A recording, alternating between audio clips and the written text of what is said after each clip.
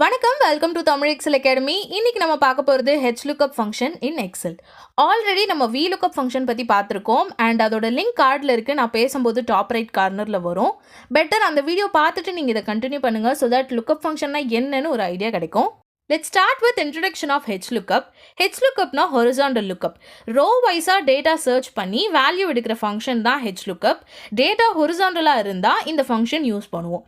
Example, இந்த data setல month first rowல இருக்கு, then following rowsல revenue, order, profits எல்லாம் இருக்கு.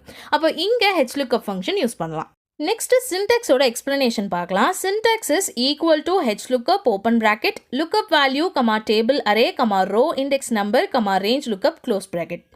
இதில் lookup valueனா search பண்ண யூஸ் பண்ணுற value. Here month is lookup value. Table arrayனா full data table.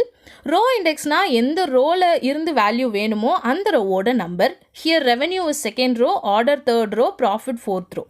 Range lookupல false கொடுத்தா exact match கிடைக்கும். Let's find revenue first.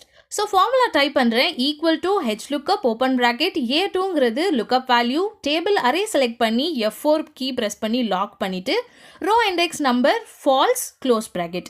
இங்கே A2ல இருக்கிற month யூஸ் பண்ணி second rowல இருந்த revenue ஓட value எடுக்கிறோம். Then order value கண்டுபிடிக்க formula type பண்ணுறேன் equal to HLOOKUP open bracket A2ங்கிறது lookup value, table array select பண்ணி F4 கொடுத்து lock பண்ணுறேன். row index number 3 exact matchக்காக false close bracket. இப்போ enter கொடுத்து just formula மட்டும் drag பண்ணுறேன். At last profit கண்டுபிடிக்கலாம். Formula is equal to HLOOKUP open bracket A2ங்கிறது lookup value, table array select பண்ணி F4 கொடுத்து lock பண்ணுறேன்.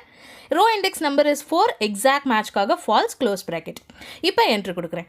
சேம் ஃபார்முலா தான், பட் row index number மட்டும் சேஞ்ச் பண்ணி டேட்டாவை கண்டுபிடிச்சிட்டோம். HLOOKUP ஃபங்க்ஷன் ஃபர்ஸ்ட் ரோல இருந்து தான் சர்ச் பண்ணோம் யூசிங் லுக்கப் வேல்யூ.